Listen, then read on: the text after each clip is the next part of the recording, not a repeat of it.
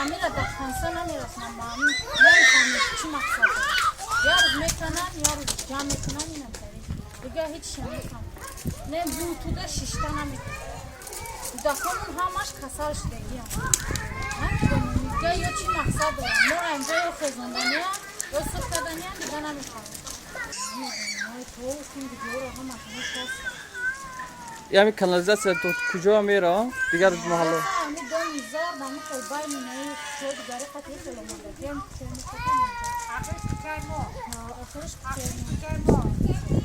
آخرش کچای خدمانگی اوستنش از علال نمیده اوستنش گرد نمیزنن اوستنش همه کلو دستان همه جدا زلال میده مردم میترسه گبزن همه جدا زلال میده که کلو دست نمی چور سمین بلو که زلال نمیده اوش در دهنش یا نمی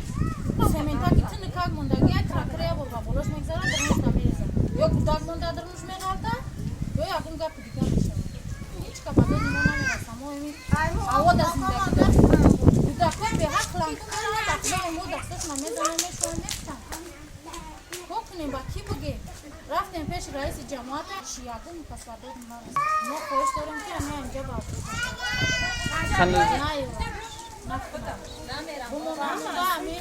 چی خدمات زندگی کنیم رو ما جد قلبی درگیش نیستیم سوم دادیم خریدیم زندگی داریم ما هم اگر بگوی که قانونی دعوده کنی هیچ که با دادت نمیرسه 7 سال میخدم دعوته 7 سال رسد کردم امو عرضه نستگی ما که لازمی بودن هیچ که نداریم هیچ که با دادم نرسید مجبور شدیم آمدیم در اینجا قدم کنیم چی میدونیم که امروز توپگاه میوان خیلی دیونا میمیرونم 5 ساله دنجه فقط به خدا با جنگ و وقت زندگی داریم یک کس میاد در اون نمخته میکنه نه کس میاد ترسمونو میگرزه میره بگو این مرزه میگیره چکار کنیم خواهد در کی بگیم هیچ که بالای سرمون نه ملیسه داریم نه چسکوای داریم نه بالنسه داریم نه مکتب داریم کودکم نه اینجا چند بار گفتی همون چیو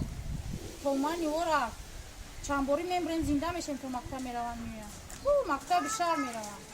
من سومی افتادیم نام طلبا را داده روایی کردیم یا مکتبه یا بالنسه یا چسکوای ملیسه یا وکیل حلوله انتخاب بکنم